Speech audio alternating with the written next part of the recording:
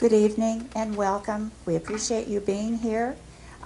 We welcome Mr. Jordan Cunningham, who is on the left, who is the incumbent for the seat, and to his right is the challenger, Mr. Bill Ostrander. So thank you both for again being here, and thank you for agreeing to the format for tonight's program. Just for those of you that are not aware of our format, or perhaps you forgot, I know I'm forgetting a lot these days, let me just take a few minutes to go over what the format is for tonight. Thank you. We have Marga Cooley, who is the timer, and Janet Blevins. They are in the front. They will be the timers. Each candidate initially will have 4 minutes to introduce yourself and explain why you are running. Then we will have the question period. Each of the candidates has received each of these 2 questions ahead of time to prepare. Each candidate will have 5 minutes to address each question. The first question will be addressed to Mr. Cunningham, and that is, what is the top challenge facing the constituents of the 35th Assembly District that needs to be addressed by the California Assembly, and what is your proposed solution? The second question is, in light of the ongoing drought and increased fire dangers, what changes do you propose to mitigate these issues? At that point, we'll break for a 15-minute intermission. You're going to be tired of sitting. You want to talk. So it's kind of twofold. You get to get up, roam, do whatever, but please come back. And then also, we are going to ask you to write down on cards that we're distributing any questions that you have. Lisa in the back has the cards. We only entertain written questions during the second part of the forum. So if you have a question, be sure and write it down.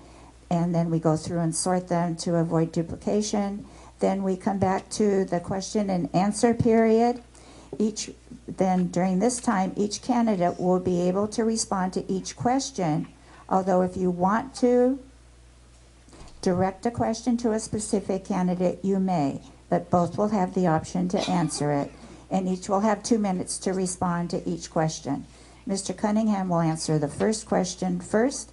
Mr. Ostrander will answer the second question first, so we'll alternate back and forth. And then for the conclusion, each candidate will have 2 minutes to present a concluding statement, beginning first with you, Mr. Ostrander. Okay, so you ready? Alrighty, so we will begin first of all with Mr. Cunningham taking this time to introduce yourself. 4 minutes. Thank you. Thank you. Thank you everyone for attending. This is a wonderful piece of democracy we're about to enjoy, so I hope you all have a good time and come away more educated than you came in about the 2 of us, and I'm hoping to convince you that I deserve another term in the State Assembly. I want to tell you a little bit about what we've been able to accomplish in my first 2-year term thus far. One of the things, I think we've done a great deal in the almost 2 years I've been in this office. One of the things I'm most proud of is we fought over the last 2 years, we fought and built a coalition to save career technical education, which in my day was called vocational ed. These are your practical classes that prepare kids for a career track in the skilled trades and early childhood education across a number of different areas that are critical to our economic growth. The funding program in the state level was about to be cut from $300 million a year dedicated for high school level career technical education to $0 when I got elected to office. I worked in a bipartisan way with the chair of the Assembly Education Committee, Mr. Patrick O'Donnell from Long Beach. He is a former teacher, was backed by the California Teachers Association as I was in both my race in 2016 and this race. And we worked to build a huge coalition across industry, across education, and in Sacramento, and convinced ultimately the people that make the state budget and the governor that we should permanently fund career technical ed. For starters, at $300 million a year, but I think we can build up from there. We are about to see in the next 5 years the largest retirement out of the skilled trades in the history of the United States of America.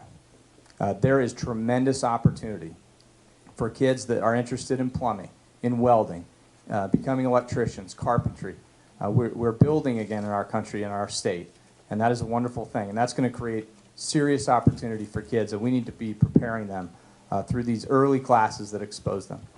I've led in the state assembly to fight what I believe is one of the moral issues of our time, and that's human trafficking.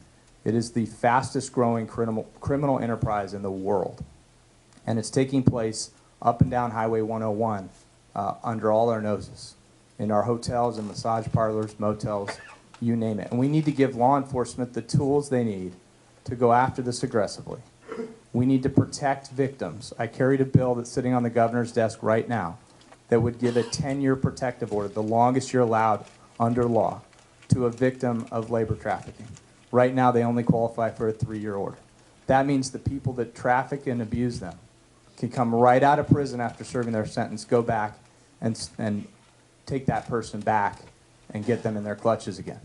We need to fight to protect victims, and we need to go after the supply and the demand side of this problem. I think it is a moral issue of incredible importance. I'm a former prosecutor. I'm a former criminal defense attorney. So I know a little bit about how these things work in the courtroom and how important it is that you are funding programs that build rapport with those victims so they have the courage to testify against their abusers.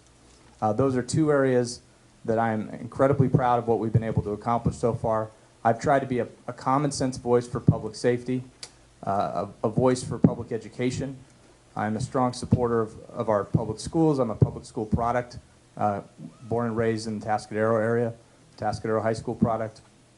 And in addition to public safety, education, and the last thing I'll mention, because I got 15 seconds, my very first bill signed into law in 2017 created a small business liaison in every state agency that regulates small business to try to enforce some government accountability and give small business a voice, because I think we've got to support our small businesses to have job growth for the next generation. Thank you.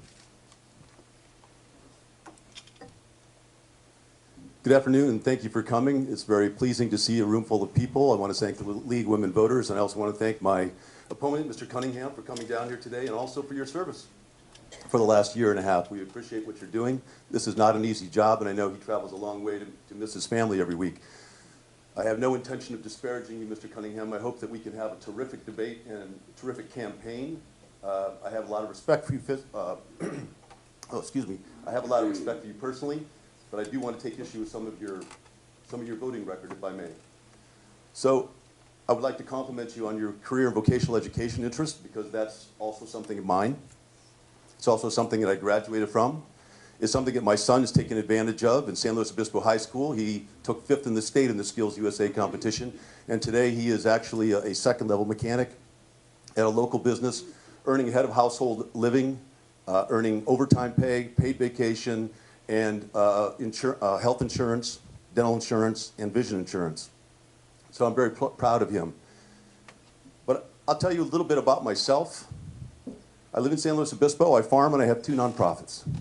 One of my nonprofits is set up to get money out of politics. How many of you think that there's too much money in politics today? Unfortunately, it's true, and I'm glad that he agrees with that. My other nonprofit is to create community service programs for high school students, because from my point of view, and the data shows us, that students who engage in in community service programs, the younger they start, the more active they are throughout their lives, the more committed they are to their communities, the broader their range of experience, and they typically show that they actually earn more money over our lifetimes. It's a very important issue for me. As I've told you, that I'm a big fan of getting money out of politics. On that order, I've written a bill for the House of Representatives. Sorry, it's very hot in here. I hope you don't mind if I took my coat off. I'm a little informal. I wrote a bill for the House of Representatives called the Corporate Political Disclosure Act of 2018 that Mr. Carball introduced on May the 1st. I've written a bill for the City of San Luis Obispo on publicly funded elections, and I think it's incredibly important. Money is having a pernicious effect on our politics because corporations can afford to donate $8,800 where most people in this room cannot. I wasn't really interested in running for this office, to be honest with you. I decided to after a number of people came up to me and asked me to run based on my experience in advocating for campaign finance reform, writing legislation, etc. And eventually I decided, well, I'm going to look into Mr. Cunningham's record, and I want to see. So what I found, and what I was disappointed to learn, was that Mr. Cunningham voted against SB 100, which gets California on 100% renewable energy by 2045. And then he voted against bail reform. And then he voted against SB 3, which created a $4 billion bond measure to help affordable housing. And then he voted against a bill that would eliminate life sentences for children found guilty of a crime and given a life sentence, even after 25 years.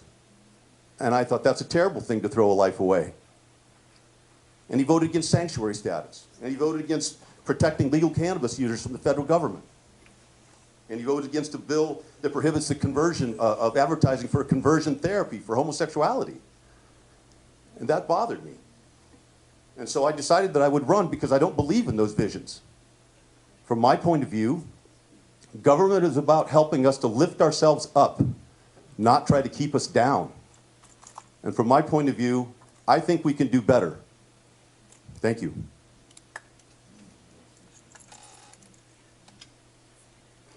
Thank you. Now we will begin our questions. I will reiterate the first question again, and Mr. Cunningham, we ask that you address it first, and you will each have 5 minutes to respond. The first question is, what is the top challenge facing the constituents of the 35th Assembly District that needs to be addressed by the California Assembly, and what is your proposed solution? Mr. Cunningham? Thank you. So that was a question we got ahead of time, and I'm glad for it because it's hard to narrow it down to one challenge because I think we actually have a number of things, including the impending closure of the Diablo Canyon nuclear power plant, which is going to take 10% of our state's energy, 10% of our entire statewide portfolio, carbon-free, which is produced at that single plant, and it's coming offline in 2025. I think we are going to see an enormous economic hit because of that, potentially, if we're not intelligent about how we mitigate that. If I had to answer the question, though, with just one simple issue, I would say it's the issue of affordability. And that's something that is up and down the state of California, but it hits us particularly hard here. This is, I truly believe, one of the reasons my wife and I moved back here to raise our 4 kids was it is the best place to raise a family, I think, in the United States. But it is not cheap. And it's getting more expensive. And your state government, I'm here to tell you, is doing some things that make it even harder to raise a family here, harder to retire here, harder to live here on a fixed income. And you see it in a number of ways. My opponent mentioned SB 100. That's the bill that would mandate 100% renewable energy portfolio. Look, I am a pro-clean energy vote generally in the Assembly. But I think you ought to put nuclear power in there. You ought to put hydropower in there. The entirety of Washington State runs on hydropower. That's clean. That's not emitting carbon. I crossed party lines to support the cap-and-trade extension. I was one of only 7 Republicans to do that. So it's not that I don't support clean power, but you've got to weigh cost-benefit when you're talking about a government mandate that has no science behind it as to whether we know that can be achieved without an economic hit and without driving electricity prices of all of your bills through the roof. And I tell you, there was no study. There was no study showing that SB 100 was economically feasible. So I can't in good conscience say all of you should pay more for your electricity because Kevin De Leon wrote a bill called SB 100 and says that we should have 100% renewable as they define it and picked a year out of a hat. I mean, that's just not good policy. That's not what you all, I believe, elected me to go do. I voted against the gas tax. It's a tough one. We need infrastructure spending. Guess what? You're being asked to pay for the same thing twice. You've been sending money to Sacramento to pay for road and infrastructure maintenance. I've been doing it. We've all been doing it for decades. And they're not good stewards of the money. They take it, they put it in the general fund, even though the voters have said numerous times by initiative after initiative, no, our gas tax money, our vehicle fee money should go directly and only to maintenance and to upgrade on our roads and highways and transit infrastructure. The state government's not keeping faith with that. And then they're asking you to pay more. I mean, that bill alone hits the average family $780 a year. $780 a year, that's the average family. If you own a small business, it's thousands. If you have a big family, it's over 1,000. And that's before you factor in the inflationary effects, because everything you buy at the grocery store for your family just went up too, because diesel's up 20 cents more. And there was no structural reform in that bill to make sure that the state government's keeping faith with what it should promise and keep faith to you with. There's nothing in there saying we're going to protect this money and not rate it and use it in the general fund for other purposes. So I think affordability's got a number of aspects.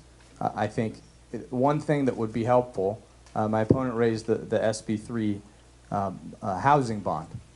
Look, I asked the same question when I was getting lobbied for that bill. I asked everybody the same question. Can you show me where San Luis Obispo and Santa Barbara counties benefit from this? Because I got the cost figured out. I figured out the cost because all of my constituents have to pay for additional taxes to service those bonds. But that I know. So show me where that money's going to come back into my community. And I never got an answer from anybody on that. So one thing I think that we can do to help with the affordability issue is stop passing laws that raise the price of everything. Stop passing laws that raise the price of your electricity, the price of your gas, the price of your food, the price of college.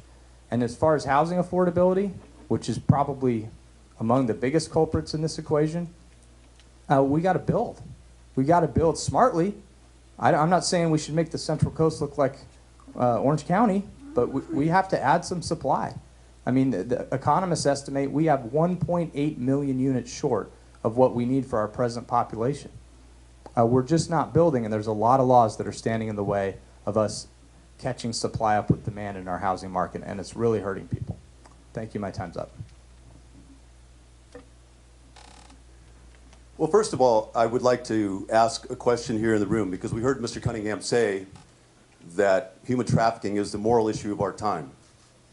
So I would like to see a show of hands from all of you here today of who is for human trafficking. No one. How about that? Now let's see a show of hands of people who think we need to do better with health care. Now let's show a show of hands of people who think that we're not doing enough for health care. How many people think we need to have affordable housing, as Mr. Cunningham says? How many people think we need to get money out of politics? Mr. Cunningham, these are the moral issues of our time. And I respect that you're working hard on an issue that you find important, but to me that's tone deaf. That's tone deaf of what Californians want. And I also want to take umbrage slightly with your characterization that you might be an environmental candidate. And I would like to read off for the audience here some of his sponsors or his contributors. Western Propane Gas Association, Sempra Energy, Monsanto, BP, Tesoro Companies, California Resources Corporation, Exxon Mobil, PG&E, Edison International, Phillips 66, et cetera, which leads me to the moral issue of our time, which is democracy is broken. And the reason that it's broken is we have this flood of money into our campaigns. And he's doing everything legally. I don't take issue with him on this. But 91.5% of his money is coming from corporations and political action committees. So when you're driving down the road seeing these big ranch signs, just remember that 9 out of 10 of those are being paid for by the Koch brothers, by Monsanto, by Philip Morris cigarettes, by companies that we don't necessarily think are great contributors or citizens of our community. Now, I've written a lot of bills and a lot of stuff on public financing of elections and about getting money out of politics. Because you see, what it does, even if it doesn't influence our representatives in an actual quid pro quo way, it alters who we put up for election to begin with, because most of us don't want to sit around begging for money. And there's a conflict of interest when people who are running for public office must seek private donations. And corporations build into the framework of their business to be able to contribute to candidates. In my particular race, and again, I respect Mr. Cunningham, but his average contribution is $2,300, and most of that is from corporations that are outside of our district. In contrast, I have twice as many individual contributions from people like you, The only exception is that I have a couple of unions who've contributed to me, who are comprised of people who are trying to push back when the Janus decision makes it even more difficult to belong to a collective bargaining organization. We must get money out of politics because it taints the entire system. And even if the person who is our representative makes every decision independently, it undermines the faith of our constituency because there is the appearance of corruption.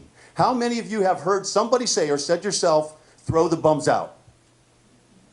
How many of you have heard them say, he's a politician, you can't trust him? Now, I'm sure Mr. Cunningham is a very honorable guy.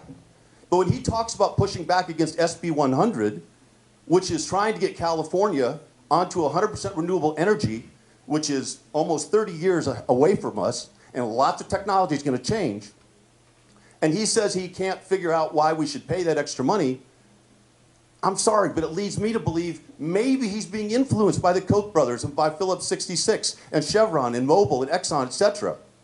And maybe he's not. But it undermines our faith in our institutions of government. The problem is that each of us is imbued with a sense of gratitude.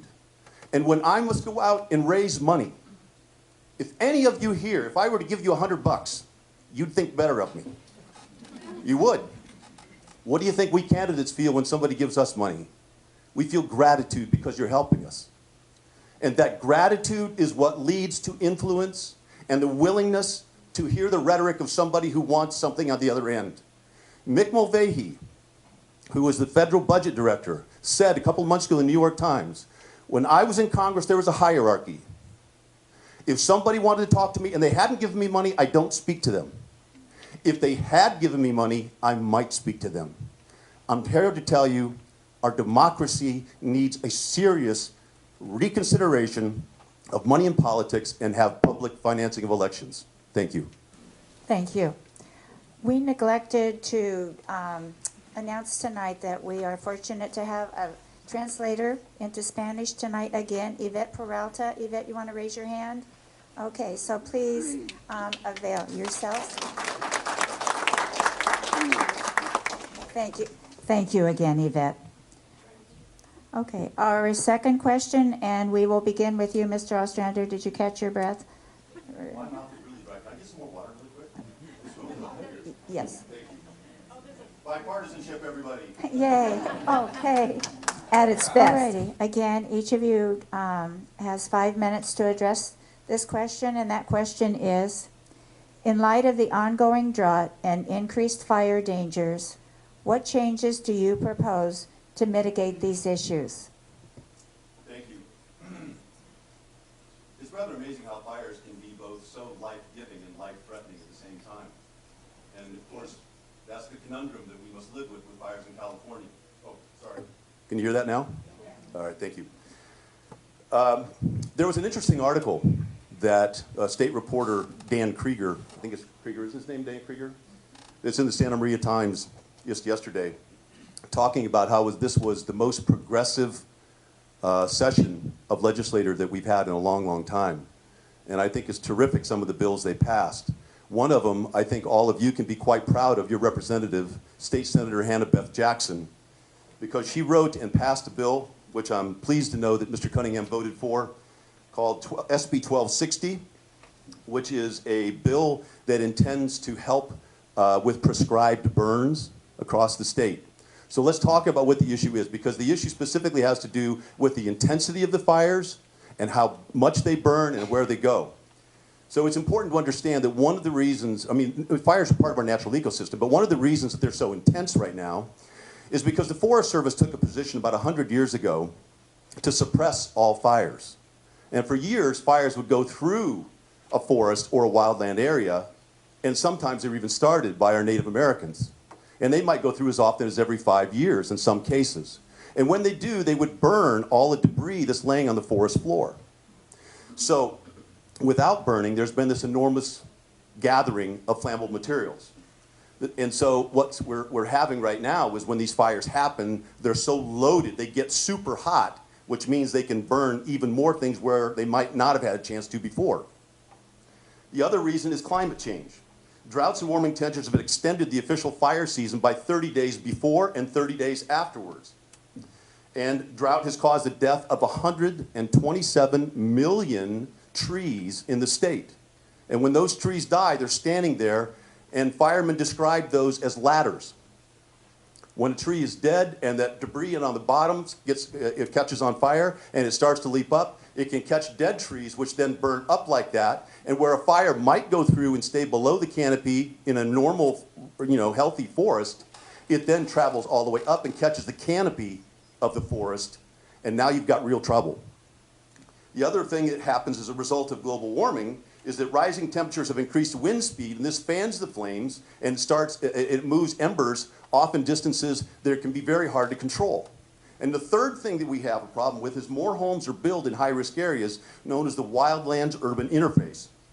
And one of the things that does is we need to have more defensible zones around there, because when a house catches on fire, that takes our talent, our firefighting talent, away from the forest, because now they have to focus on one small structure. It really stretches resources and costs a lot more to repair. So there are a bunch of solutions, and these are some of the things that Hannah Beth Jackson included in her bill, and that was we need to train more fire crews and conduct more prescribed burns to minimize forest debris. We need to do more mitigation in high-risk areas, such as removing dead trees, clearing defensible spaces, and utilizing vegetation management practice, such as using goats to go in and clean areas. This would include timber harvest permits. We need to give grants to private property owners to manage their wildlands where appropriate and have strong enforcement of defensive zones. And with defensive zones, most of you who are real property owners know that there's about 100, 150-foot clearance around structures. And then finally, we need clear and sensible building codes so that fire-resistant materials for homes in high-risk areas don't catch on fire. There's a lot of new materials out there and plenty of stories where homes that are built with fire-resistant materials survive raging fires from San Diego all the way north. And also another thing that's happened in this last legislature is Governor Brown signed an executive order to augment state spending through cap-and-trade funding. And he added 6 additional fire crews to do the prescribed burns, and he doubled the number of acres, mitigated acres, to 500,000 to help clean up some of those trees and the debris that creates these hot fires. And I think that we might also need to look at reducing power loads when it's possible, where it's possible, because one of the top 3 causes for fire is the transmission lines of our power companies. And I know I only have a short time, so let me finish with something. It may seem contradictory, but we actually need to plant more trees. One of the reasons for this that most people don't understand is that forests serve as a biotic pump. A biotic pump is where trees that are evapotranspirating are basically sweating. And it's creating the effect of a swamp cooler, causing cool air. That cool air creates a vacuum in the atmosphere and draws in ocean moisture and condensed moisture from other areas from as far away as thousands of miles and brings more rainfall. And we need more rainfall in California. I wish I could go on about that. Thank you. Thank you. I think there's 3 major components to a successful fire strategy. The first, probably most important thing is that we've got to be proactive. I agree with him on this point. We've got to be proactive about clearing out dead trees and vegetation. Because of the droughts, because of the streak of hot years, we have 129 million dead trees in California forests. That's the most in history since they started recording it. I have no idea how they come up with these numbers, but I have it on good authority. 129 million dead trees. That's a lot of kindling, right? And with heat, and it doesn't take a whole lot to have fires, and we're seeing fires, the devastation of these things. We had the Alamo fire, the Thomas fire, we had the Whittier fire here in the district. The Northern California fires are unbelievable devastation. The loss right now to property alone for the Napa fire is estimated to be $7 billion. I mean, that's incredible. And the loss of life is tragic. So I've been part of a group that's been working on this in the Assembly. We negotiated some funds. One thing that you always run into whenever you're trying to say, okay, it's one thing to have a great idea, let's be proactive, let's clear out dead trees, and be more intelligent about managing our vegetation. But then how do you pay for it? And so some of us, when we were in the cap and trade negotiation, we said, look, you can prove as a scientific fact that one of these massive forest fires dumps as much carbon in the air as all of us driving automobiles in the entirety of the state of California for a year.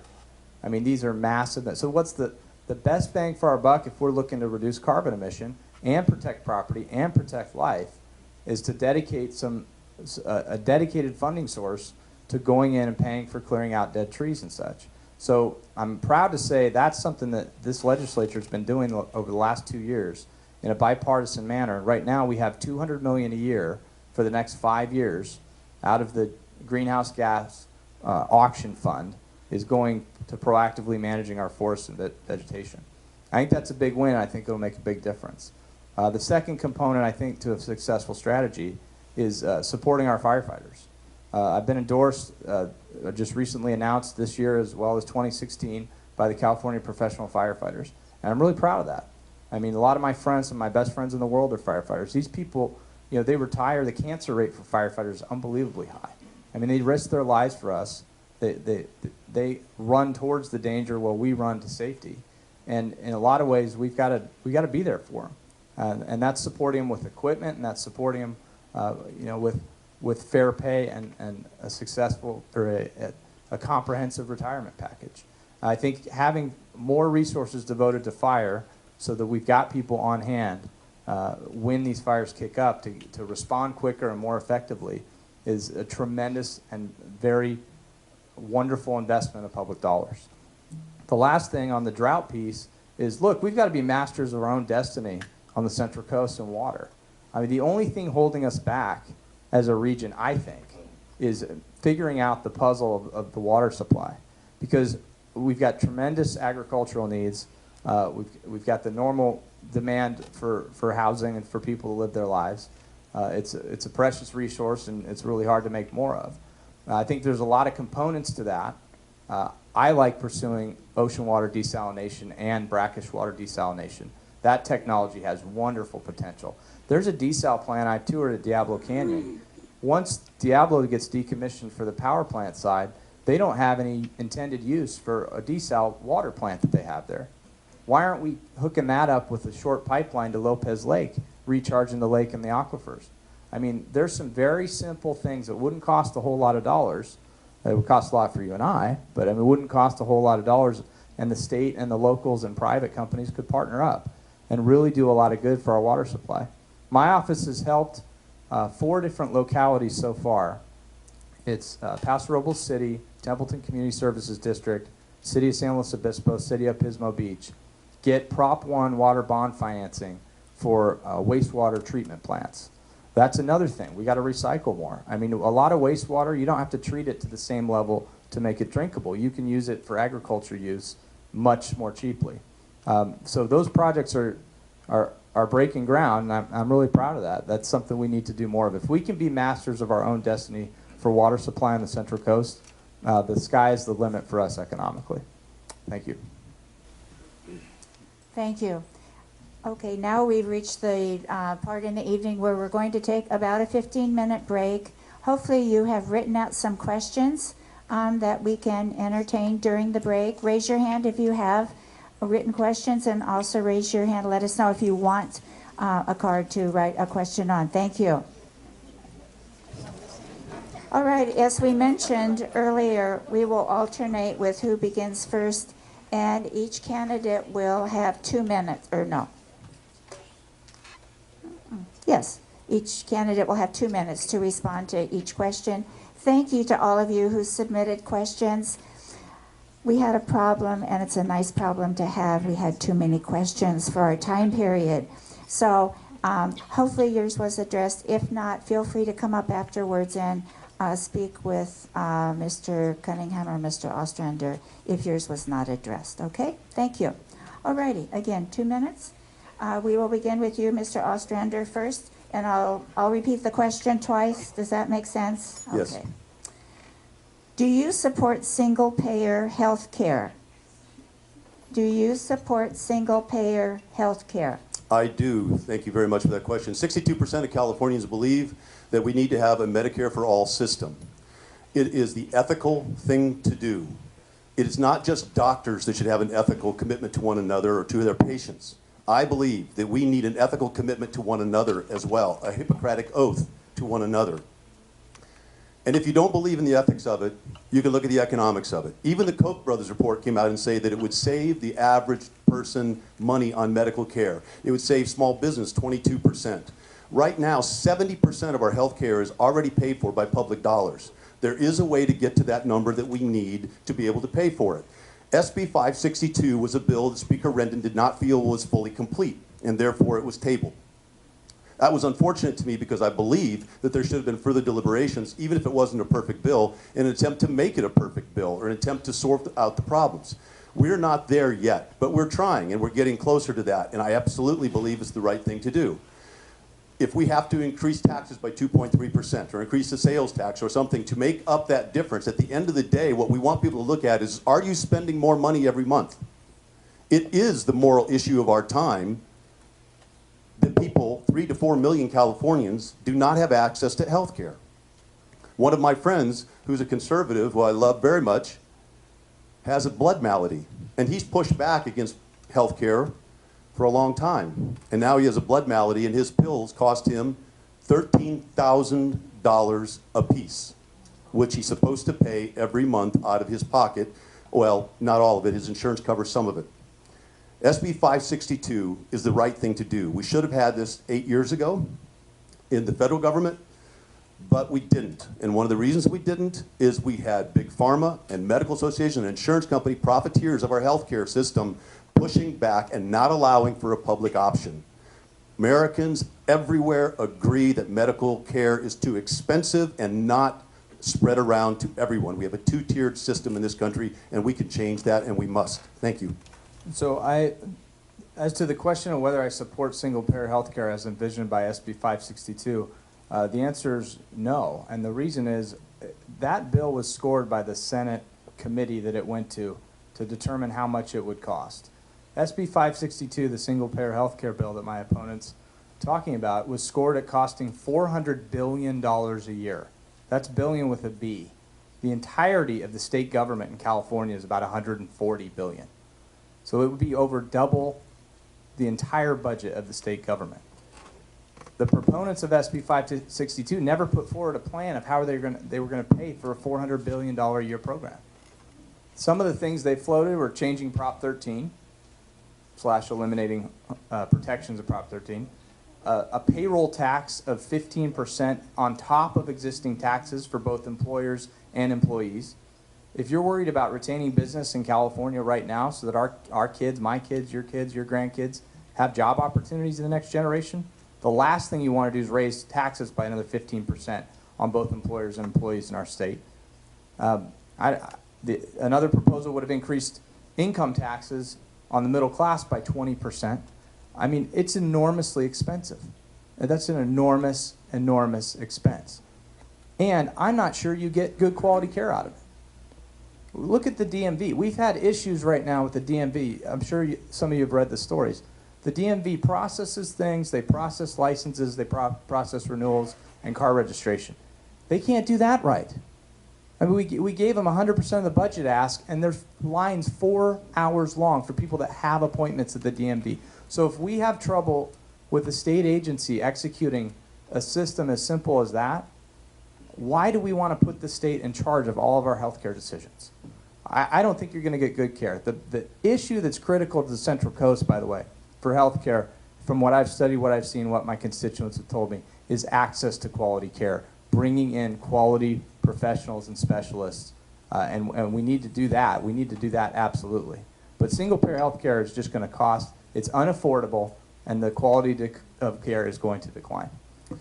Because this is such an important question, is there a chance that we can rebut this for a moment? Just because it's a very important issue for all of us, I think. How do you feel? Okay, then what we will do, each of you will be allowed 1 minute to respond. Thank you. Thank you very much. I appreciate that. This is an important issue for us, so I think it's really important because this, in some characteristics, defines the difference between Mr. Cunningham and myself. SB 562 was not a perfect bill. That doesn't mean that you kill it and stop talking about it and figuring out a way to do it. Secondly, the estimate for the cost of health care in this country did not, and they were not allowed to consider the savings that would occur if we had single payer. The problem with healthcare in America today is it's run by profiteers who have small little areas and regions in which they bargain for. It is not the collective bargaining of 40 million people. And that is what's so important about it. And unfortunately, his emphasis is all about taxes. And I've not seen a bill that said it was going to raise taxes 15%. The studies that I've shown seen 2.3% payroll tax, which is on top of the 1.49% that people are already paying for Social Security. For Medicare. And how many seniors out there appreciate your Medicare? That's a federal program much larger than California, and somehow we manage to do that just fine. So the question, Mr. Cunningham, is not about whether or not it costs us a little more today. The question is, what does it cost us at the end of the month or the end of the year? And that, as every study has shown, is a savings to us.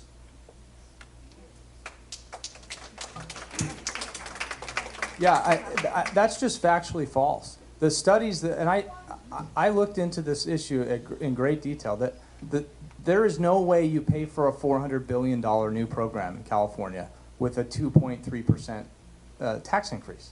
That makes no sense. There's no possible way. By the way, to get $400 billion, the proponents, and I met with in my office some of the proponents for SB 562. We had a great meeting, exchanged ideas. I listened to everything they had to say. I went back and read their PowerPoints. And they assume you can get $200 billion of the $400 billion you need by getting the federal government to give us waivers to opt out of Medicare. There's no way that's going to happen. And so we're going to end up double taxed.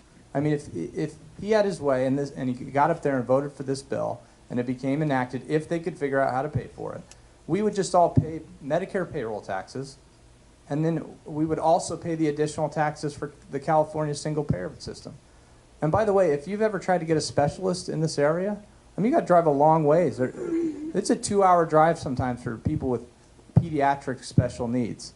We need to bring those folks closer to here. I submit to you that's probably the #1 challenge for healthcare in our area. Thank you. We'll change topics now.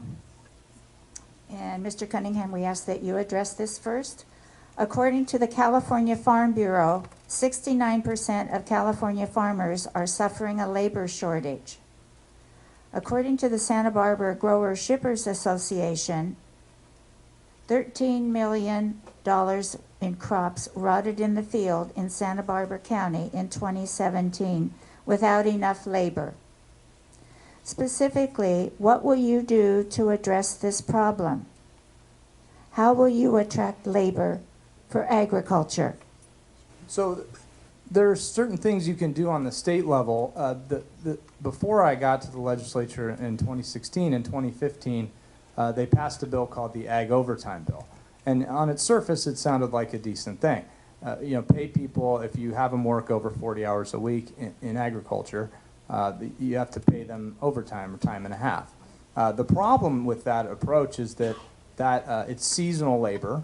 You can stack up a lot of hours and earn a lot of money during harvest, but then there are parts and times of the year that you don't have the opportunity to make as much. So a lot of the folks doing that work actually wanted the ability to work as much as they possibly could, and a lot of employers were saying, well, look, this overtime bill makes me, now I have to do swing shifts. Instead of having one crew that works 50 hours a week, I have 2 crews that work 25 hours each, because that's the only way I can afford to have my harvest done.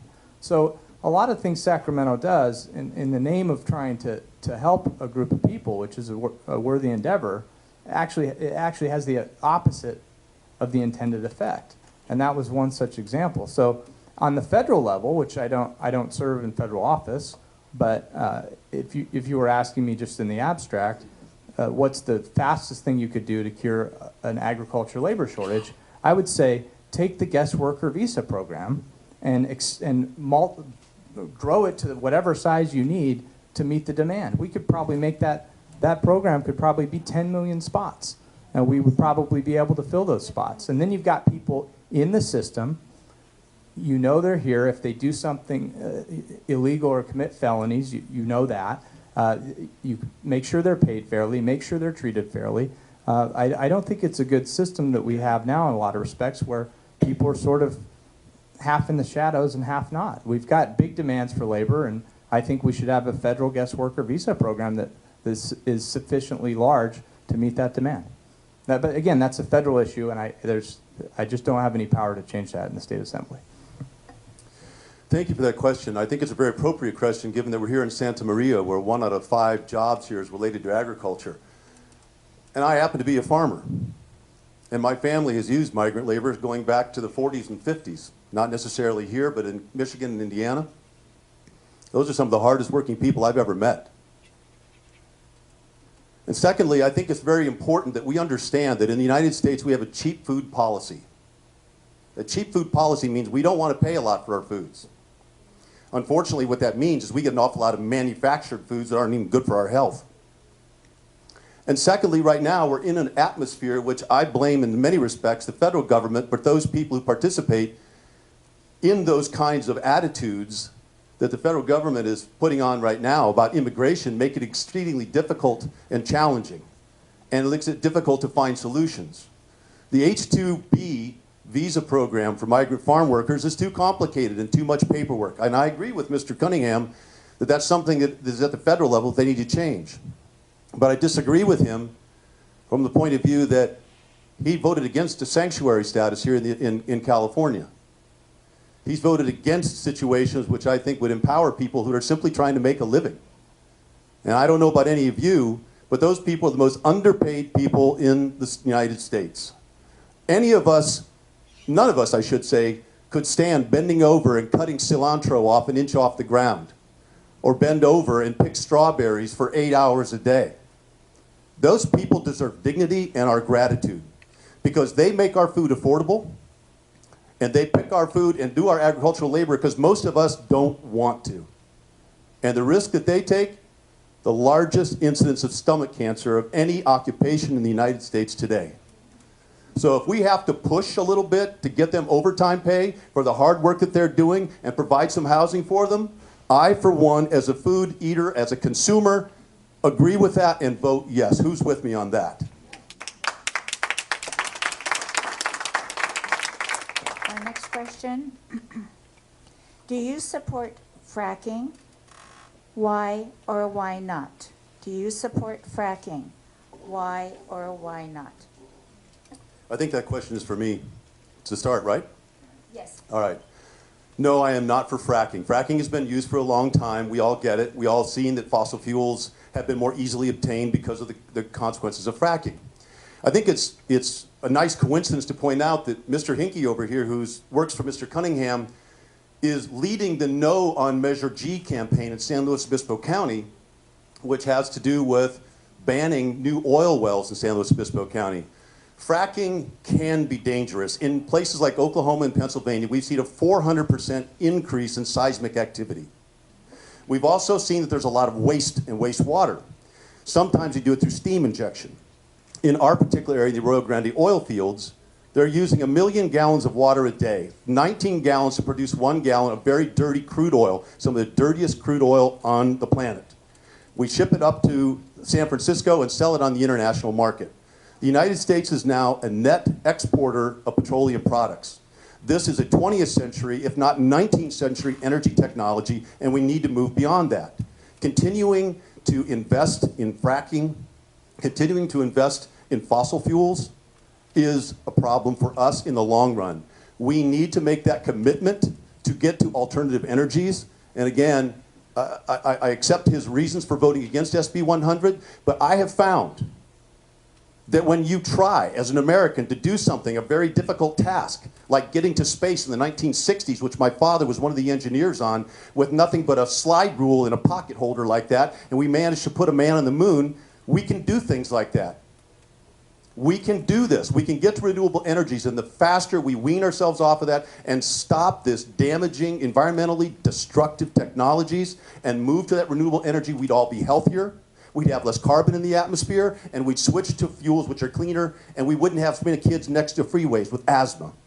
And we wouldn't have so much pollution in the ground that's heating us up and helping us to create these wildfires we talked about earlier. No, I don't agree with fracking. I understand we're on fossil fuels, but we must wean ourselves from them. Thank you. So I just wanted to clarify one thing at the outset. I don't have any employees on the No on Measure G campaign. I don't know where that is coming from. I do think it's important to understand when you're looking at both the Measure P campaign in Santa Barbara County, which a lot of you in this room probably remember quite well from TV ads that I understand were running constantly for a couple years ago, and the San Luis Obispo version of that is going to be on the ballot this year, Measure G. I think you have to be careful to analyze this to see whether the campaign is actually doing what it's saying it wants to do. It's one thing to say we want to ban fracking. Fracking's sort of a bad word. There's some negative associations with that. I've been told by people in the industry that fracking is not being done on the Central Coast. That's not something that is needed to be done here on the Central Coast. And what these campaigns are more geared at is sort of a backdoor shutdown of the energy industry as a whole. Now, read the measures carefully if you live in San Luis County. Most of you probably don't, but I mean, I think you got to study it very carefully to see whether you're getting what you're told you're getting with that. Because, look, the energy industry employs a lot of people. I fully suspect and hope that by certainly 2060, we're going to be mostly driving electric vehicles. We still have to produce and generate the electricity and install charging infrastructure and redo all our highways. And there are a lot of things that have to be built up that we don't currently have, and that's going to take time. It's going to take money. You also need an affordable electric vehicle. Man, I like Elon Musk. I read a biography about him. I think he's a fascinating guy, and I sure would like to drive a Tesla. I think they're pretty cool. I can't afford one. I mean, we got to take time for the technology to come down to the point where it's affordable. You get a range of 300 miles with an electric vehicle, a minivan, so people can put kids in it, that costs, $30,000, $35,000. I think when we're at that point technologically, you're going to see the market take over and you're going to see some change. But we still have to generate the power, and in the meantime, we've got an industry that is actually one of the foundational bedrock industries of the North County economy, and that's energy, and I don't think we want to drive all those jobs out tomorrow. Can we have another chance to respond, please? No, I've already answered. So I want to be fair, but if it's possible, I also think this is a very important issue. I'll give you 30 seconds. How about that? Mr. Cunningham, am I wrong or right that that gentleman over there used to work for you as your communications director? Okay, so I wasn't lying. I wasn't making that up, but I think that's important. And he's here today, and I respect the fact this is America, and we all have differences of opinion. He has the right to do that. I went over and said hello to him earlier, and I'm sure he's a fine man. But I wanted to point that out because I think it's important. I also think it's important that there's a lot of deception around this issue. Fracking is not what's being done in San Luis Obispo County. I know that. The question was, do you believe in fracking? And so I answered that. What they're talking about is a steam injection process, and what we're concerned about is polluting the water, the underground aquifers. That's what's so concerning to us. Okay, so if we're in agreement that fracking's not being done on the Central Coast, then I think that answers the question. Whether I support it in North Dakota or something, what does that matter? The fact is we need an energy policy that's realistic, that balances appropriately over time. The transition I think we're going to see towards alternative energy, towards electrification, but does so in a way which SB 100 did not, by the way. It had no off-ramps for a recession. It had no safeguards for your pocketbooks. And I wanted that in there. And had that been in there, I would have gladly supported that bill. Thank you. I have been asked to remind you, the audience, to please refrain from clapping during this part of the program. I feel like I'm being a teacher, but I know you will comply. Thank you. You'll have a chance at the end to clap. And then also, I've been asked, in the essence of time, we better stick with our original plan of 2 minutes each. I know these are topics of interest, but in the interest of time, 2 minutes for each of you for each question. Thank you. Okay. We will begin this question with Mr. Ostrander. What effects on public safety do you think sanctuary cities and relaxing the bail requirements will have? What effects on public safety do you think sanctuary cities and relaxing bail requirements will have?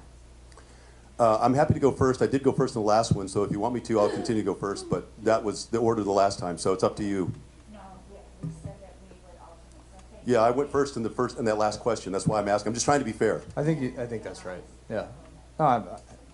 So, what effects do I think sanctuary city? I'm going to go ahead and assume that the question refers to sanctuary state, which was SB 54, incredibly controversial, hotly debated bill in 2017, and bail, the relaxing of bail requirements. What SB 10 did, which was voted on late August, rushed to the floor. 3 days of a brand new rewritten bill. They didn't put through any policy committees. It didn't relax bail requirements. It eliminated the bail system entirely in favor of a pretrial detention system where essentially county bureaucrats are going to run people through some scoring algorithm or something and try to determine whether they're a threat to public safety. There's two major problems with that. From a constitutional perspective, the ACLU and the NAACP, who were pushing the drive to the bail elimination to SB 10, they were behind that measure, actually reversed course, and the final bill that I voted on and voted against, they came off and opposed that bill. Let me say that again. The ACLU and NAACP opposed the bail bill SB 10 because they believe, and I think they're right, that it's unconstitutional. Because you're empowering a bureaucracy to hold somebody who's never been convicted of a crime. This is a pretrial detention without the possibility of bail. And I think personally that probably violates the 8th Amendment. That's the problem at the top end. At the bottom end, you're releasing people back into the streets with no possibility, no assurance that they come back for their court date. And I think you're going to see a spike in crime because of that. I work in the system. I've done it on both sides, prosecution and defense. New Jersey tried this, by the way. The failure to appear rate in court was so high they stopped tracking it. It was that bad. So you're going to have a lot of folks that are out of custody, out doing whatever they're going to do. And I think that's a big problem. Sanctuary state, I'll put it very simply, I think it's a misguided strategy. I think that if you want public safety, you need cooperation and coordination between federal government and local government, and sanctuary state severs that link and tells your local sheriff you cannot tell ICE that somebody's in custody, even for serious things in some cases. I think it's be bad for public safety. Thank you, Mr. Cunningham. Mr. Ostrander? Thank you. I want to say, first of all, the original SB 10 bill was a very good bill.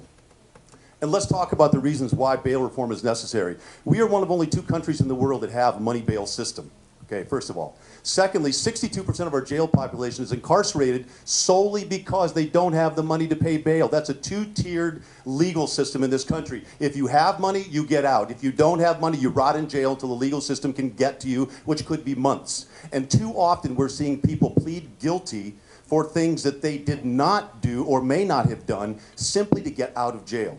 That's costing taxpayers $5 million a day to house all these people. The second thing is very important is I would think as an attorney, Mr. Cunningham would be more concerned about the fact that it's institutionalized racism. People of color pay 3 times as much bail as he or I would if we were in jail and accused of the same crimes.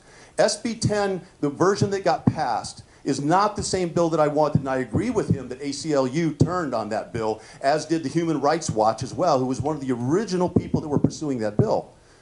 What it did, and the reason they don't like it, is because it put too much emphasis on the judge himself. And even though we have an Eighth Amendment constitutional right for bail, except in cases where crime was violent or the community is threatened, in which case they have no right to get out of jail if that is deemed that they're a public safety hazard. It does not increase crime or problems. In the studies that I've read in Washington, D.C., that is actually said the same percentage of people return to court as those with bail systems, 88% of the time. And in the state of Alaska, which is not what you would call a progressive bastion of people, they reformed their bail system and reduced their jail populations by 13%. 13%. That saved $384 million out of their state budget. We could be doing the same thing and using that money for much better purposes like education. Moreover, it's really important to understand, besides that costing us $5 million a day, what's happening to those people who are sitting in jail? Are they paying their rents, or their mortgages, or their car payments? Are they showing up for work and contributing to the tax base? Are they taking care of their children? Are they able to go to school? So not only is there an institutionalized racism that affects people of color much, much more significantly, there's a two-tiered legal system where poor people can't get out of jail. And then on top of that, it costs us as taxpayers a lot of money, and it doesn't allow them to actually aid in their own defense or pay taxes. Thank you. Our timer does hold up a card when 30 seconds is remaining and then when time has been called. So that hopefully helps you in your responses. The next question on the topic is military-style assault rifles. And Mr. Ostrander, we ask you to begin. What is your view on military-style assault rifles being available to the general public? I just would like to finish from one question before about the sanctuary status, and I agree with the sanctuary status. Actually, immigrants commit less crimes than the general population do. And they do incredibly important work that adds to our economy. Secondly, on the issue of assault weapons, there's a lot of people that like to parse what assault weapons mean. I've worked in Africa with cheetahs and lions and black rhinos. I've worked on a farm most of my entire life. I have never, ever had needs for an assault weapon. To me, the reasons that people have assault weapon are vanity. It is not about protecting you from the federal government. You have much more enemies in our corporations that are running our political system and polluting the food that we have and polluting the water and polluting the air than we're ever going to have facing a rogue federal government. So I don't see that there's this need for assault weapons. And to be honest with you, most of our beliefs, whether you're progressive or conservative on this issue, we align. We've already agreed we don't deserve tanks, bazookas, even nunchucks, machetes, even switchblades. We all have recognized that they can cause harm and damage to a community. So why is it that we would allow somebody to put a clip into a gun that fires off around a second and kill 56 people, or I can't even remember how many people that was in Las Vegas. I think you were there actually in Vegas, weren't you, Mr. Cunningham? Terrible, terrible tragedy. There's no reason for that. And you, with your little assault weapon, is not somehow going to keep the government at bay if the government wants to come after you. It's such a silly argument to me, especially when there's so many more pressing needs. Now, California does have a ban on assault weapons, but they have a limited ability for some people to acquire them who are gun shop owners and some people who've had them in the past. But people who have guns are 22 more times more likely to die of violence from a firearm than those who don't. I, for one, do not believe that children in school should have to go to school and be afraid. Yeah, so with the term military-style assault rifle, if that means what I think it means, what my conception of that is that we're talking about fully automatic weapons, then no, I don't think people need fully automatic weapons. The federal law has prohibited fully automatic weapons since 1986. California law has prohibited that for a long time as well. I mean, those are already illegal under California law.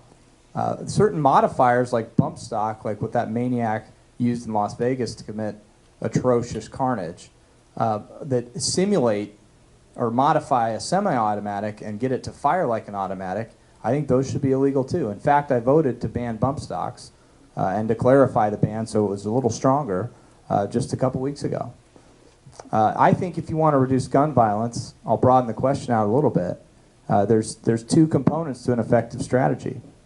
The first is people that are mentally ill, that have been taken in, for example, on a 5150 involuntary hold for a mental health problem more than one time in a year. I don't think they should be able to possess firearms for a period of time. I voted on a bill to do that this year. Secondly, I think you need to go out and find folks that cannot legally possess firearms because of criminal convictions, mostly predominantly felons and some misdemeanors who have convictions for a crime of violence, and make sure that they do not possess firearms. There's a database that the California DOJ maintains called the APPS database, APPS. In that database, there are roughly 13,000 folks in California who cannot legally possess firearms, and we have no idea whether they have them or not. So if you want to do something positive and proactive for gun safety, do those two things first. Make sure the mentally ill aren't getting guns, and make sure that people that cannot have them because they're felons or have committed crimes of violence do not have them. Once we've done that and taken care of that, I think we can talk about other forms of what we might need to do legally. Thank you. The next question addresses the cannabis industry. We will begin with you, Mr. Cunningham. Please tell us your opinion of the cannabis industry in our towns, the pros and the cons. What are the pros and cons of the cannabis industry in our towns? So Prop 64 passed. I think my concern with Prop 64 initially was two things. One is we don't currently, and I'm speaking from my experience in the criminal justice system, handling a lot of DUI cases of all forms. We don't currently, I think, have the infrastructure in place to have a reliable roadside test and a test that's admissible in court for whether somebody's under the influence of THC for driving. So I was concerned that we're leaping a little bit early in that respect, because states like Colorado and Washington that have legalized marijuana for recreational use already had those tests in place and already had a limit for how much you can have in your blood and drive. The other issue, I think, is it always comes down in this stuff to keeping things away from kids who have developing brains, and I didn't think Prop 64 had enough. I don't think there was enough in there to keep this from being marketed to our children. So, but look, it passed, and I think it's an industry that has tremendous economic value and potential. There is no question about that. I think, you know, the voters have spoken on it, and I think the smartest thing we could do from a policy standpoint is make sure that we're doing it intelligently, and I would say intelligently means those two things. Are our roads being kept safe so people can drive around without being in fear of other folks that are driving while high? And are we making sure that our kids are not having this marketed to them? I think if we can make those two things work, then we have a good chance of enjoying the economic benefits of what could be a tremendous industry. And by the way, medicinal cannabis has tremendous health benefits in some respects. I mean, I've had personal friends that have had oils that have helped their kids that have had seizure problems. So I think you can't ignore that in looking at the pros and cons. But again, it's road safety, and it's making sure that our children are not being marketed to. Well, I agree with Mr. Cunningham that we always have to concern ourselves with the safety of an individual or of those around them that are using some type of substance that may alter, in some capacity, their ability to function. But unfortunately, this country has had this hypocrisy of having alcohol for our entire history. And every medical doctor will tell you that alcohol is far more dangerous than is pot.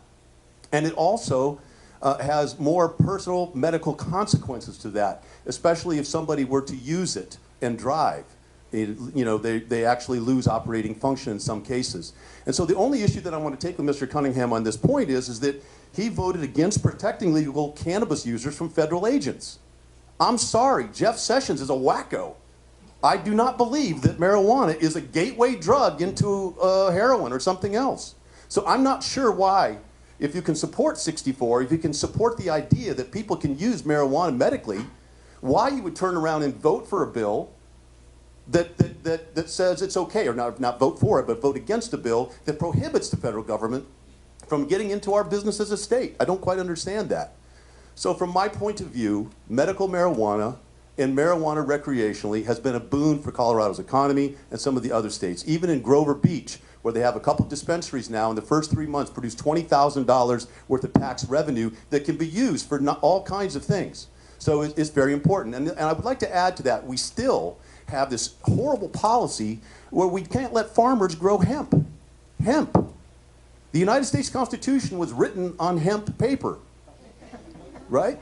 It was used in our sailing ships, on ropes, and et cetera, et cetera, et cetera. It would be a really viable crop in this area that we could use that is far more efficient producer of fiber than forests are, or large grasses, because essentially it is a grass, but it has an incredibly important role that it could play in our environment and in our economy, and we need to get past this old idea that it's some horrible 1960s drug film thing. Thank you.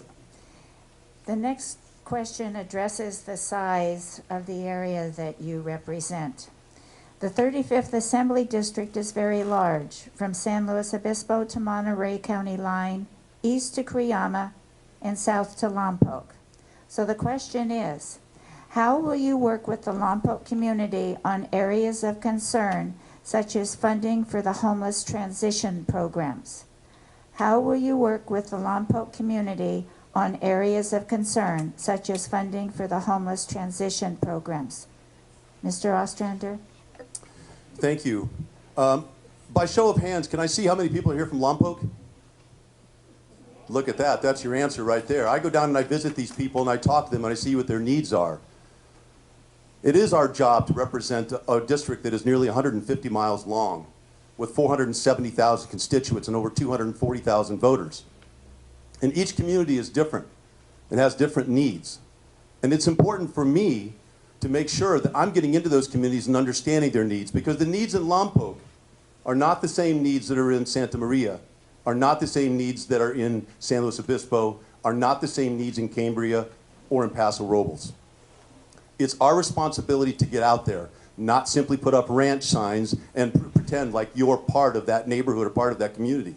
I'm very proud that about 15 or 20 people from Lompoc have come up here today to support my candidacy. And I really appreciate that they're get out and willing to walk and make phone calls and so forth. And I want to address their issues. I want to hear what they have to say and use the power of the assembly to represent them. So I think it's a question of energy sometimes, because everybody wants your attention. There's so many needs, but that's part of the job. Yeah, it is a big district. It's a fascinating and diverse district. I've driven every corner of it, and it's the best district in the country. We've got 2 prisons, a state hospital, a nuclear power plant, an Air Force base, 2 National Guard bases. I think the Lompoc community is a wonderful place. I get down there as much as I possibly can. This year when I'm in session in Sacramento, I have staff there as much as I can. We try to maintain as active of a presence in every single community as possible. In terms of specific items of helping the Lompoc community, I carried a bill this year that would allow the Lompoc Community Healthcare District to enter into a joint powers authority with Cottage Hospital to try to get some primary care health professionals into the area, because the Marion's a long ways away, Cottage is a long ways away, and it's a really underserved region with healthcare. So we're carrying this bill to try to get a public-private partnership so we can have the healthcare district and Cottage Hospital work together under existing legal structures. Amazingly enough, that takes a bill to do. News to me, but the things you learn first, your first year on the job. And when they brought it to me, I said, that's fantastic. We're going to do it. Hopefully I can report by September 30th that Governor Brown signed that bill, because I think it'll be a great thing for the community. I think we've got a very diverse, wonderful community with a ton of individual needs. There's certain things we all do share and we all have in common. And one of those things is the need for an affordable lifestyle, for housing that's affordable, for gas that's affordable, for food that's affordable. And we need to be proactive and think about how, with the closure of Diablo Canyon coming around the corner midway through the next decade, how we're going to replace those jobs. And I think a lot of the stuff that my opponent talks about that sounds great is also very expensive. And I'm telling you, when you increase taxes on small business, you're putting folks that are already under a pretty big burden into a bind. And I don't think that's the way we're going to grow the jobs we need for the next generation. Thank you. The next question, Mr. Cunningham, we will begin with you. You stated earlier that there was no science behind SB 100. Please explain your view of climate change. What scientific information would have caused you to vote for SB 100? Yeah, by my phrase that there was no science behind SB 100 was there was no study or data showing that the targets that that bill put into law, in terms of you have to have X% of the entire energy portfolio of California has to be as defined renewable, by a certain year, and then you have to have 100% by 2040 or 2045, I believe. There was no science showing that that could be done in a way that was not economically disruptive or extremely costly for people to pay electricity bills. We've already got a lot of pulls on people's pocketbooks, and there wasn't any study that said that could feasibly be accomplished without jacking electricity prices through the roof potentially in the out year, especially when you're really stretching to try to get that last 10% that's incredibly costly. They also never took into account the impact that closing Diablo Canyon was going to have on that. We lose 10% of our energy, which is clean energy, carbon-free, the largest carbon-free energy generation in the state. We lose that overnight in 2025 when Diablo Canyon closes down. That wasn't taken into account in any way in SB 100. Climate change is happening. I have a degree in physics. I have no problem with the science behind that. I do think that you need to be intelligent and also look at the economics in terms of how you approach it. I mean, one of the reasons I was persuaded to cross the aisle and support the cap and trade extension, among other things, was I thought that was the most cost-effective, efficient way to reach those goals. And I think that that program had been shown to have worked already. It was working okay, and extending it made a lot of sense to me. SB 100 just simply didn't have that kind of robust data behind it. And I asked a lot of those questions too. And what happens when we lose nuclear? How does that affect this? And people really just hadn't given that much consideration. So I think it's going to drive up electricity costs, and I think we could have done it in a different way. There's so many parts to this question and to Mr. Cunningham's response that I wish I could address. But I'm going to just talk to you philosophically for a second. Well, no, I won't. For 1 second, I would just want to say that 30 years from now is a long time. It's hard for anybody to see what we're going to do. I think that we as a people are facile enough to recognize that by 2040, if we're not on track, that we may need to take some changes. But I'm pretty confident that when John F. Kennedy stood on the stage and said, "We are not going to the moon because it's easy," he said, "We're going because it's hard." Forcing ourselves off of fossil fuels is also hard. Maybe that means that we pay a little tax. Maybe it does. Maybe it means we pay a little bit more electricity. Although the indications are renewable energies are going lower and lower, which is why Diablo Canyon said they would close, because it wasn't affordable. And I take exception to you, sir, when you say that Diablo Canyon is clean energy. I know people like to talk about the fact that it is carbon-free, but contaminated nuclear rods are not environmentally friendly.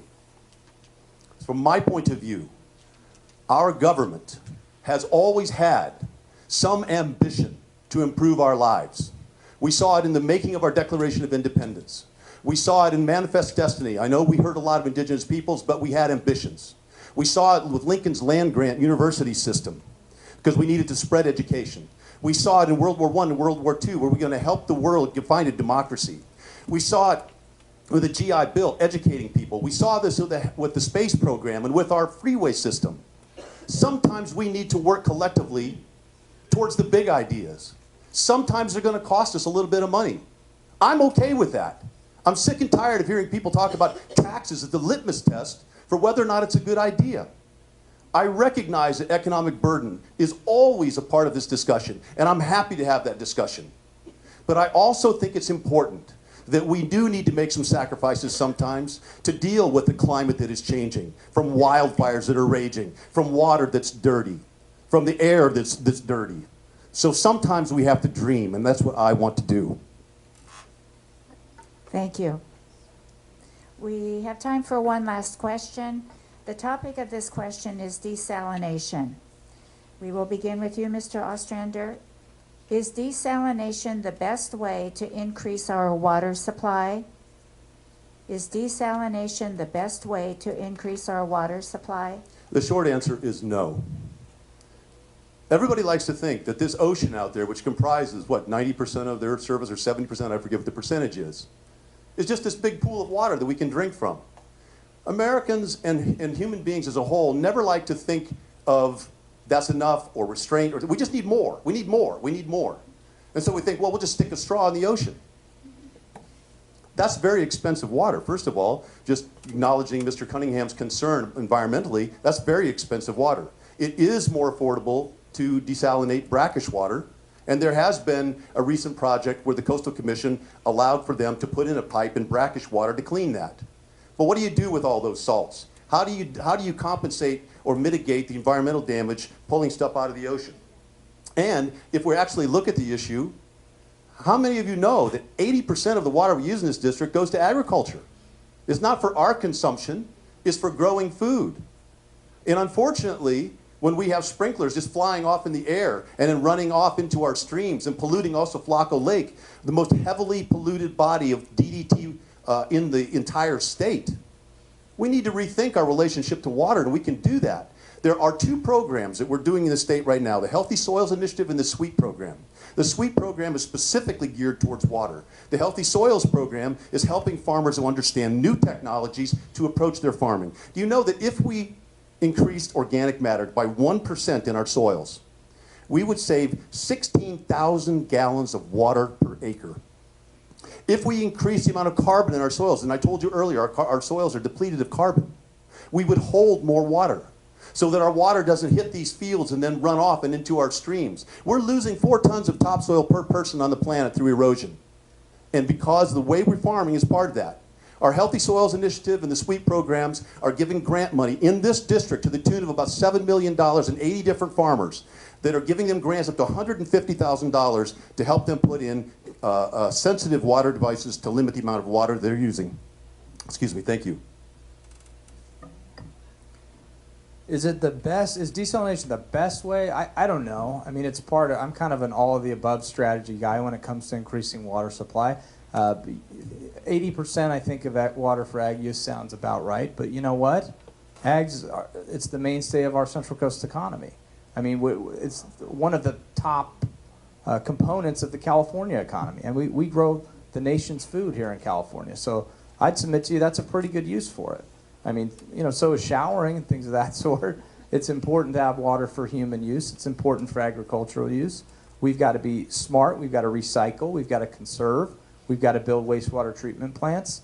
But I think desalination has a lot of potential. I mean, the country of Israel is basically a desert, but they're on an ocean. They get all of their water from desalination.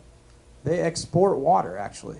I mean, this is the arid country next to an ocean. They've been doing it for years, and they've brought the cost way down, and the cost for the electricity that it takes to run desalination plants way down over time.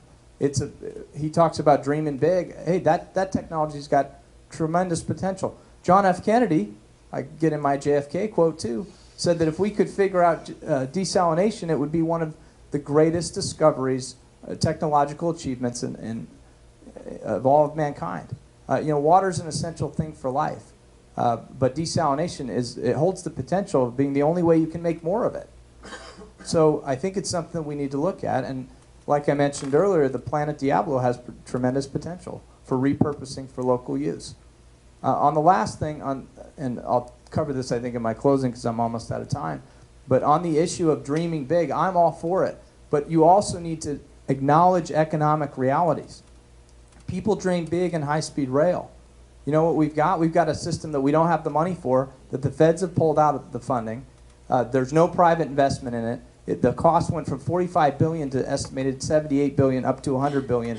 We're left holding the bag, and it's not high speed. It's not on time, and I don't know that we're ever going to see it. And at some point, you have to acknowledge economic reality. Thank you. Time goes by quickly. Thank you very much for answering those questions. Thank you to the audience for submitting them. We begin our last part of this evening's format, and that is the conclusion where we hear from each of the candidates to present a concluding statement. You have 2 minutes, sorry, and we will begin with you, Mr. Ostrander, first. Thank you. First of all, I want to say thank you to Mr. Cunningham for coming and joining us here today. I appreciate that. I know you're very busy and you're away from your family a lot, so I really appreciate that you giving us the courtesy of an opportunity to discuss our issues. Because at the end of the day, I do have a lot of respect for you. I just have a challenge to accept some of your some of your ideas. And I think that's what this political process is all about, and why I'm so glad to see a full room of people here in attendance. I talk about 4 things. I believe they're all nonpartisan. I know that Mr. Cunningham and I can sit down and find at least 5 things that we completely agree on. But the hyperpartisanship that we have in our country today is debilitating. It's dysfunctional. It's not working. Part of the reason for that, and this is going back to the subject that I broached at the very beginning of this, is campaign finance reform. It's unfair to the rest of us that corporations have the ability to influence our elections. Do you know that in 2016, only 1.3% of all eligible voters donated to a campaign? And so what happens is that every election, we have to chase you harder and harder and harder to find the money to run for office. In the federal government, 70% of representatives' time is spent on the phone asking for donations. And the more we ask you for money, the more you run away, like horses in a pasture. Anybody try to chase a horse in a pasture, it just runs, and you can't catch it. And that's the race that we're in right now, trying to raise money. Conveniently, corporations step into the breach. And again, I don't fault Mr. Cunningham for this, but 91.5% of his money is coming from corporations and political action committees. So when you're driving down the road and you look and you see all those signs, realize that some of those are being paid by cigarette companies and fossil fuel companies and chemical companies, et cetera, et cetera, et cetera. And what you'll see, okay, I'm out of time, but I'd love to talk to you about this more. My material's over there on the table, and you can have my cell phone numbers there. Call me and we can chat. I'd love to talk to you. I don't care what persuasion you are. Thank you. In 2016, I don't have the exact data for you, but I just know for the record I had over 800 individual donors from our district, and I'm proud of that. So we can talk about campaign finance reform. I voted for a lot of bills to make our system more transparent already. I support a lot of those measures as well. So, but what I want to focus on in my concluding remarks is what I have attempted to do in the last 2 years and what I'm offering to you for the next 2 should the voters send me back. Look, he's right about one thing for sure. We are in an era of hyperpartisanship. You need leaders that are willing to reach across the aisle, to look at problems, to take a problem-solving approach to public policy. That is what I have done. I've done it with career technical education, supporting our kids and our economy. I've done it fighting human trafficking, which I think is just a complete evil. And we need to reach across the aisle and come up with better strategies to fight that. I've done it for public safety, and I come at that from a balanced viewpoint.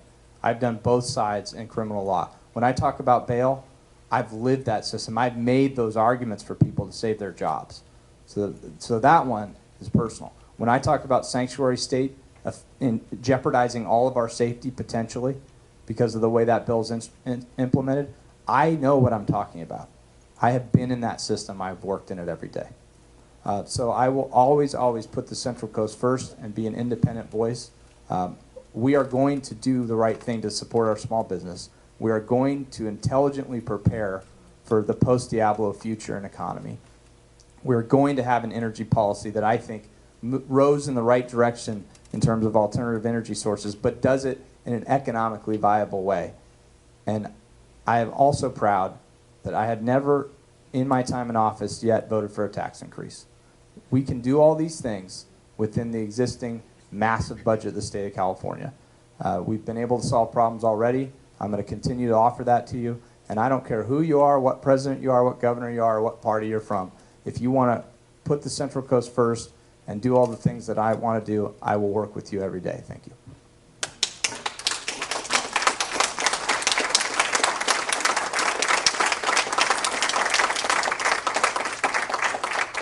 Well, as you can see, this concludes the formal part of our program tonight.